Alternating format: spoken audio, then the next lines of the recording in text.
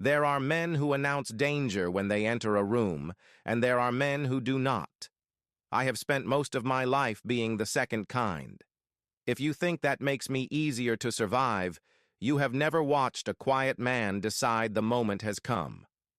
Welcome back to Father's Last Word.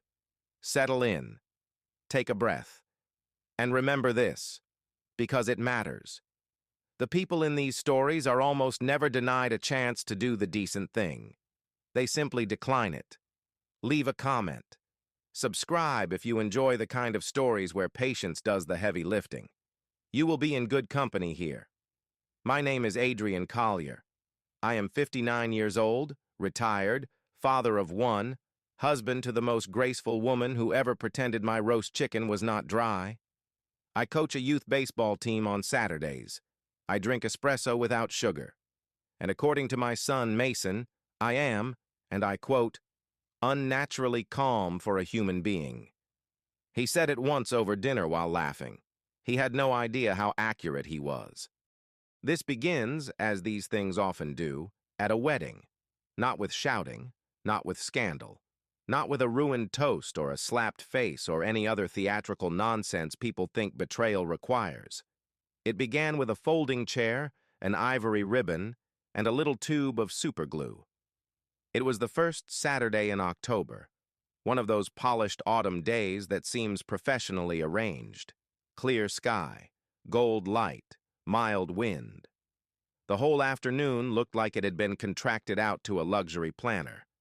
The venue was a restored estate outside Charleston, all white canvas, clipped hedges, old brick, and enough string lighting to convince people they had stepped into something timeless instead of merely expensive. My wife, Eleanor, had already cried twice, and the ceremony had not yet started. That is not like her, and I need you to understand who she is before I go any further.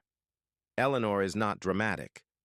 She is not ornamental either, though she is beautiful enough that people sometimes make the mistake of treating her that way. She is measured, elegant, warm in the way certain women are warm, not loudly, not performatively, but with a steadiness that makes rooms easier to inhabit. She spent 3 months helping with that wedding. She had her dress altered twice.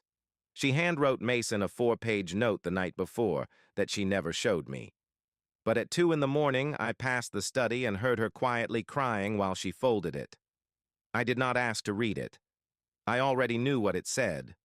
Love, pride, memory.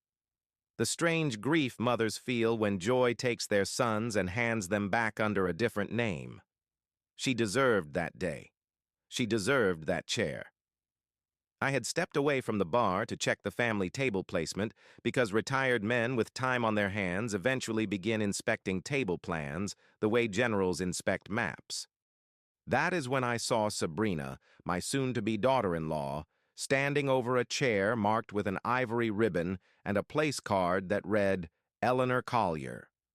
In her hand was a small tube with a bright orange cap. She bent slightly and, with the calm focus of someone icing lettering on a cake, squeezed a line of superglue directly into the center seam of the upholstered seat.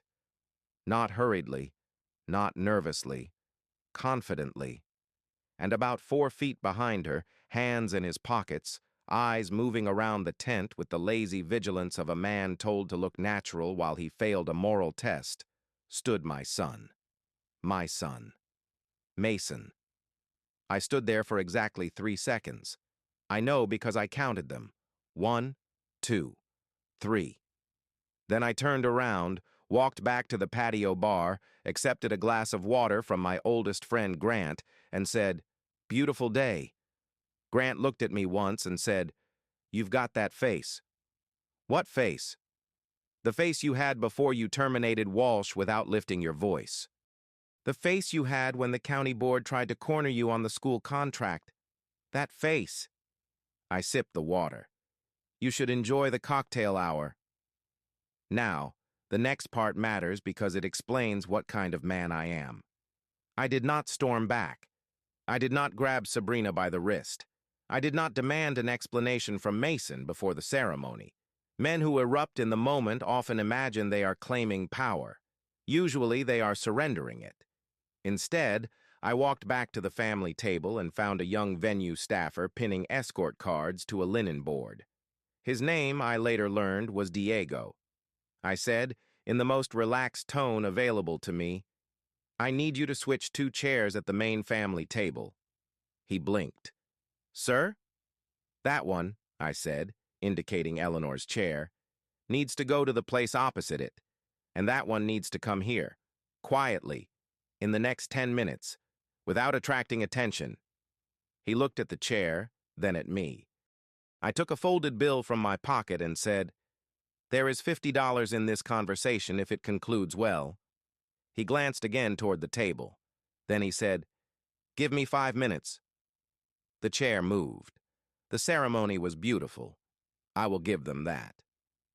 Mason looked almost painfully handsome at the altar, like the best version of himself had shown up in a dark suit and polished shoes. And for one small, dangerous moment, I forgot. I forgot the tube with the orange cap. I forgot the practiced stillness of Sabrina's shoulders. I forgot the comfortable 4 feet between my son and his conscience. I watched him watch her walk down the aisle, and I thought, he loves her. That part I believed. What I could not reconcile, what sat in me like a stone dropped into deep water, was how a man could love a woman and still stand by while she prepared to humiliate his mother. Not argue with her, not stop her, stand by. Grant leaned over during the vows and whispered, "Are you all right?" "Perfectly. You haven't blinked in several minutes." "I'm being present." He made a quiet sound that meant he did not believe me and had known me too long to say so out loud. The reception started with all the usual ingredients: champagne, music, laughter, toasts rehearsed to sound spontaneous. Eleanor was radiant. She danced with Mason during the mother-son song, and I watched her face open with complete tenderness, completely unsuspecting, and I made a promise to myself on that dance floor. Not tonight, not here, not in front of her. Tonight still belonged to her.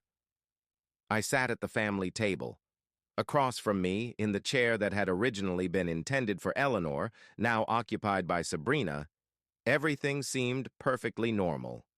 Sabrina laughed with her maid of honor, adjusted the back of her dress, touched her lipstick once with her fingertip, glowed the way brides are trained by lighting and expectation to glow. Then the master of ceremonies became relevant. His name was Trevor, one of those men who believed volume and confidence were interchangeable with charm. He had been mildly tolerable through cocktails, completely forgettable through dinner. Then he picked up the microphone and, entirely by accident, became the hinge on which my evening turned. "All right, ladies and gentlemen," he boomed. "Before we get to the speeches, I want everybody to get a proper look at our stunning bride. Sabrina, would you stand for us?" The room cheered. Sabrina smiled, rose from her chair, and in the tiny half-second between the applause dipping and the next sound arriving, there it was. A sharp, clean rip. Not loud. It did not need to be. A tearing sound is most effective when a room is expecting beauty instead. Sabrina froze. Her smile held for one extraordinary second longer than I would have thought possible. Then her eyes changed. Her hand slipped behind her. Whatever she felt back there flickered across her face just once. Her maid of honor, Elise, was beside her instantly, folding her body into the scene, blocking sight lines, whispering fast. Trevor, to his credit, adjusted with surprising speed. "Absolutely gorgeous," he announced into the microphone as if nothing had happened. "Give them another round of applause." And for most of the room, it passed. A blurred moment in a crowded evening. But not for Mason. I was watching him. He had gone still in the way people do when they recognize a message was meant for them. His jaw tightened. His eyes moved across the table and landed on me. I met them, warmly, steadily.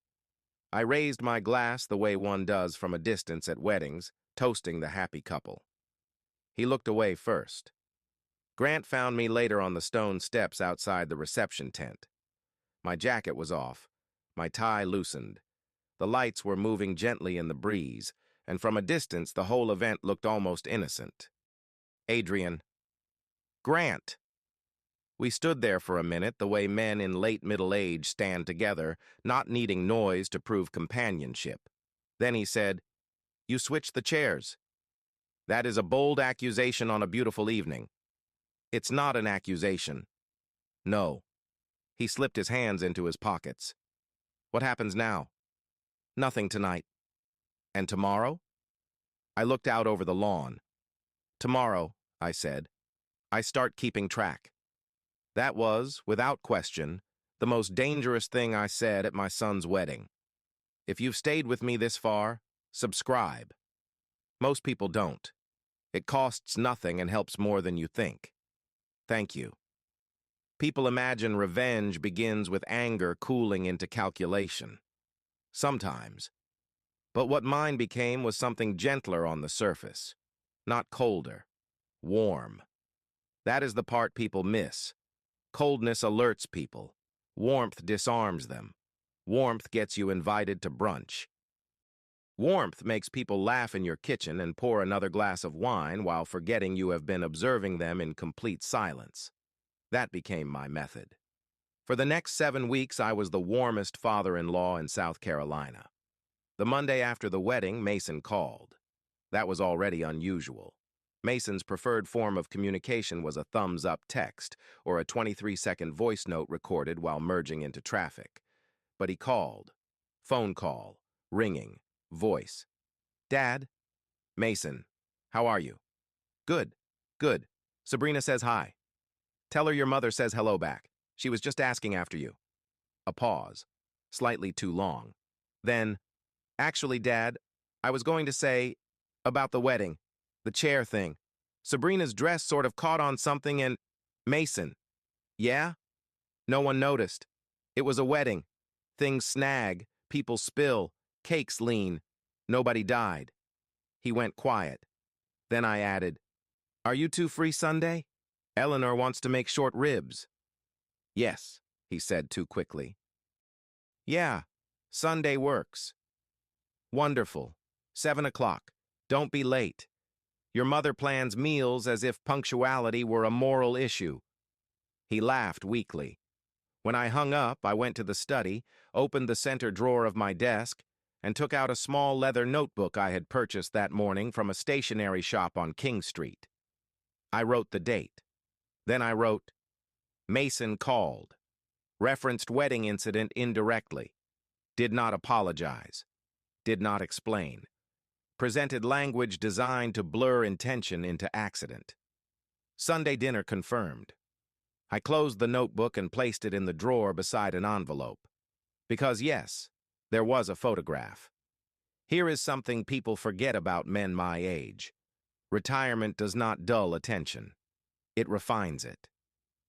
During cocktail hour before the ceremony, I had noticed one of the photographers working the family seating area. Young woman, excellent instincts, caught details other people overlooked.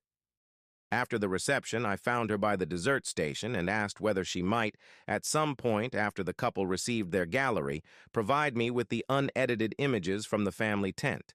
She asked, "Digital link?" I said, "USB, please. Physical copy." She gave me a curious look. I smiled the smile people mistake for harmlessness. The USB arrived by courier 9 days later. I sat in my study with black espresso and went through 436 photographs until image 311 appeared. Sabrina at Eleanor's chair. Orange cap between 2 fingers.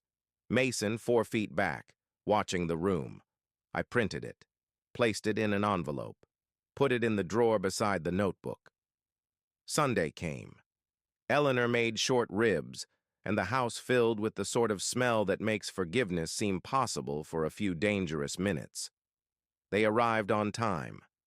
Sabrina, in a pale cream blouse.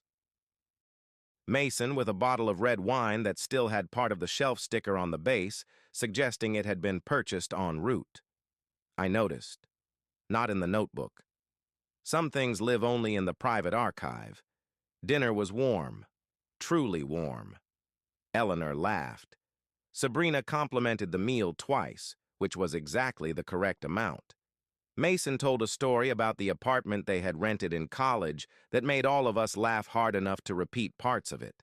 And I sat there at the head of my own table being the most attentive, generous, welcoming version of Adrian Collier I have ever performed. Because somewhere between the estate steps and the USB drive, I had made a decision. I was not going to accuse, I was not going to confront, I was not going to grant them the immediate relief of a fight, I was going to remove the distance. People who do ugly things in secret rely on one enormous mercy: separation. Distance lets them rename what happened. Distance lets them say it was silly, harmless, misunderstood, not that serious, just a joke. Distance allows the self they prefer to imagine to stay intact. I was going to sit close enough to disturb that fiction. Week 2, I offered to help Mason review mortgage paperwork for the townhouse he and Sabrina were buying. He resisted once, politely. I insisted once, warmly. He relented. That is how I ended up with a full picture of their financial position, timeline, and the small but interesting discovery that a reference letter attached to their loan materials contained a notably polished version of Mason's work history. Not false exactly, improved, lengthened in places, elevated in tone. I said nothing. I filed it mentally. Week 3, brunch. Yes, there were brunches now. Sabrina mentioned casually over eggs and fruit that perhaps Eleanor might want to come off the shared family mobile plan just to simplify things. Eleanor laughed and said, "At my age, I'm not afraid of being complicated." Everyone smiled. I smiled too. That evening I wrote, brunch. Sabrina suggests removing Eleanor from family phone plan, framed as convenience. Eleanor deflected with humor. Sabrina watched my face while speaking. That last sentence mattered. She watched my face, which told me, as clearly as a confession would have, that the phone plan was not the point. The point was reconnaissance. She was probing boundaries, measuring whether anyone in the room still possessed them. I gave her nothing. Coffee, more fruit. Pleasant conversation. The perimeter remained quiet. Grant met me for lunch at the end of week 4 and pushed his sandwich plate aside without touching it. "You're doing the thing," he said. "I'm having soup, Grant." "You know exactly what I mean." "Do I?" "You are collecting. The quiet version, the Patterson version, the school board version. How much have you got?" I took a spoonful of soup.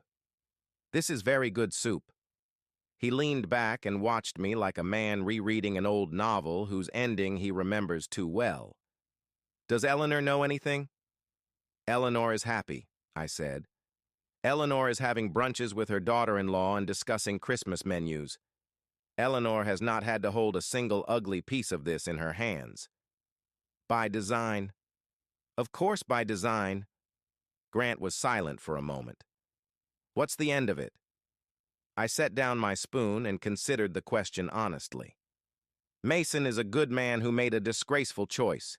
Maybe more than one. I'm still accounting." "And?" "And I raised him to recognize himself when he sees the truth." Grant said, "That sounds worse than punishment." "It isn't punishment." "What is it then?" I met his eyes. "A mirror." He stared at me, then nodded once. Lord help that boy. Week 7, another Sunday dinner. By then, Mason was relaxed, quantifiably. You could see it in the way he sat, the way he left his jacket unbuttoned, the way Sabrina had begun calling me Adrian instead of the stiffer Mr. Collier she had used early on. They had, somewhere in those weeks, concluded that I did not know, that I was simply a warm, retired father, grateful for family dinners, easy to misread. It nearly made me sad. After dinner, Eleanor and Sabrina were in the kitchen with coffee. Mason and I sat in the living room. He had enough wine in him to soften his guard and not enough to recognize it. "Dad," he said, "I'm glad we've been doing this. The dinners. It means a lot." I looked at him, at this man I had coached and disciplined and driven to practice and loved for 32 years. It means a great deal to me, too. He smiled and looked down at his glass, and for a moment I saw the boy he had been. Then I thought, there you are. You reappear only when you believe you are safe. I stood, stretched, crossed to the side table, and opened the drawer slightly. Just slightly. Enough that the corner of the leather notebook was visible if one happened to look. Mason did not look. Not that night. Patience does not get offended. It waits. The right Sunday was coming. I know what some of you are thinking. You are thinking, Adrian, just say it. Put the photograph on the table. End the performance. Call them what they are and be done with it. I understand the temptation. But explosion is a gift to the guilty. The moment you turn loud, you become the event. Suddenly the story is not what they did. The story is how you reacted. You become difficult, dramatic, threatening, unstable. The glue becomes secondary. Their behavior becomes a footnote. No. I wanted the act to remain central. I wanted it so clear, so documented, so impossible to step around, that it would sit in their minds like a splinter for years. So I waited. Then Christmas entered the story. On a Thursday afternoon, Sabrina called Eleanor. They had developed over those weeks a kind of practical warmth. Not friendship, not yet, but cooperation. Two women agreeing to see whether kindness could become habit. The call concerned Christmas, whose family, which city, travel. The usual negotiations young couples perform, believing the discussion is about scheduling when it is often really about hierarchy. After the call, Eleanor came to my study. She stood in the doorway with one hand on the frame and said very carefully, "She wants them to go to her parents in Scottsdale for Christmas." I looked up from my desk. Eleanor smiled, but only with the lower half of her face. The upper half had gone quiet. "I'm fine," she said before I responded. "They're young. It's their first Christmas married." "I understand." "Eleanor." "It's all right, Adrian. Come sit down." She did. I took her hand and looked at her. We had been married 33 years. There are moments in a long marriage when truth becomes less optional than air. "I need to show you something." I opened the drawer, placed the notebook on the desk, then the envelope. Then, from the locked box beneath my old contracts, the printed photograph. She looked at the photograph for a very long time. When she finally raised her eyes to mine, they were not wet. Eleanor does not arrive at tears first. She arrives at clarity. "How long have you known?" "Since the wedding." "This whole time?" "Yes." "You have sat across from them every Sunday." "Every Sunday." She looked back at the photograph.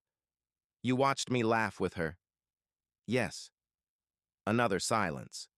Then, "What are you going to do?" I squared the corners of the notebook against the desk. "Invite them to dinner on Sunday," I said, "and finish it." Sunday arrived looking ordinary. Important days often do. Clear weather, mild light. Eleanor made roast chicken instead of short ribs. Small distinction. Intentional. Short ribs are comfort. Roast chicken is simply supper. They arrived at 7. Mason with his familiar just barely on time energy. Sabrina in a charcoal wrap dress. Both of them loose, easy, smiling. Somebody named Trevor had apparently texted something ridiculous because they were still laughing about it when they stepped through the front door. Good. Let them be relaxed. Dinner was pleasant. Deeply, almost offensively pleasant. Work stories. House updates. A dispute with a neighbor over a shared fence line that Mason found amusing. A series Sabrina and Eleanor had both somehow started watching. I asked questions. I laughed when appropriate. I refilled wine glasses. Eleanor was magnificent. If I lived to be 90, I will never describe adequately the dignity of that woman passing bread to the woman who had tried to humiliate her, and doing it with grace so complete it resembled ease. She knew what was coming. She had agreed to it. On Wednesday night, after I showed her the photograph, she had looked at me and said, "Do not destroy him, Adrian. Reach him. There is a difference." I told her I would try. After dinner, the plates were cleared. Eleanor brought coffee. Sabrina was halfway through a sentence about a possible promotion when I stood, crossed to the sideboard, and returned with a large manila folder. I set it in the exact center of the table. Conversation stopped in stages. Sabrina finished the sentence out of momentum, then saw the folder and fell silent. Mason looked at it, then at me, then at Eleanor. Whatever he saw in her face completed something awful inside him. The color drained from his. I sat down, folded my hands, spoke in the same tone I use when discussing weather, taxes, or baseball scores. I thought we might take a few minutes before the evening ends. No one moved. Mason, you are a good man. I want to begin there because I believe it, and because what I am about to say has nothing to do with whether I love you. I do, without condition. I paused. However, I watched you stand 4 feet behind your bride while she put superglue on your mother's chair at your wedding, and then I watched you spend the next 11 weeks hoping I had not. The kitchen faucet was dripping. I could hear it from across the room. Mason opened his mouth, closed it. I opened the folder. Inside were copies, organized, dated, the printed photograph, 12 pages transcribed from the notebook, a copy of the image index from the wedding photographer, notes on the mortgage application letter, a 1-page handwritten timeline of every dinner, every brunch, every test, every small effort to reposition Eleanor as manageable, peripheral, optional. I slid the contents slightly toward them. I am not suing anyone, I said. I am not calling employers. I am not sending this to extended family or posting it online or doing anything theatrical. That is not what this is. I touched the folder once with 2 fingers. This is a record, accurate, structured, preserved, a record of what happened and what followed. Sabrina had gone absolutely still. That deep, involuntary stillness of a person whose interior script has just been destroyed. I looked at her directly. You are intelligent, Sabrina. You know exactly what is in this folder. Her jaw tightened. She did not look away. I will give her that. I also have another copy, I said. Off-site, and my attorney has a sealed letter describing its contents and why it exists. Not to be opened. Not to be used. I paused. Unless something changes. Mason finally spoke. His voice was rough. Dad, I am not finished. He stopped. I spent 32 years trying to teach you that character is not measured by whether you ever fail. It is measured by what you do when no one can make you answer for it but yourself. I looked at him fully then. No buffer left, no strategy. Just father to son. You knew what happened that day. You knew that night. You knew at every dinner in this house while your mother poured your coffee and asked about your work and talked about Christmas. And still you said nothing. His eyes had filled. He was not hiding it. Good. I closed the folder and pushed it all the way across the table until it stopped in front of him. That copy is yours. Take it home. Read every page. Sit with what it feels like to be seen clearly by someone who still loves you. Sabrina spoke then, carefully, not defensively. What do you want from us? I turned to her. I want you to understand that Eleanor is not furniture to be moved. She is not an obstacle to be managed. She is not the soft edge of this family that you can trim back when it becomes inconvenient. She is the woman who raised the man you married. I said it without heat. Heat would have cheapened it. And I want you to understand that I see you exactly as you are. Fully. Not permanently, if you choose otherwise. But presently. Clearly. The faucet dripped. Sabrina's expression shifted, not into tears, not into collapse, something more difficult, the beginning of honest discomfort. Then Eleanor spoke for the first time. Her voice was steady. I would like us to try to do better than this. That was all. No sermon, no accusation, no wounded monologue, just the invitation. That, more than anything I said, seemed to land.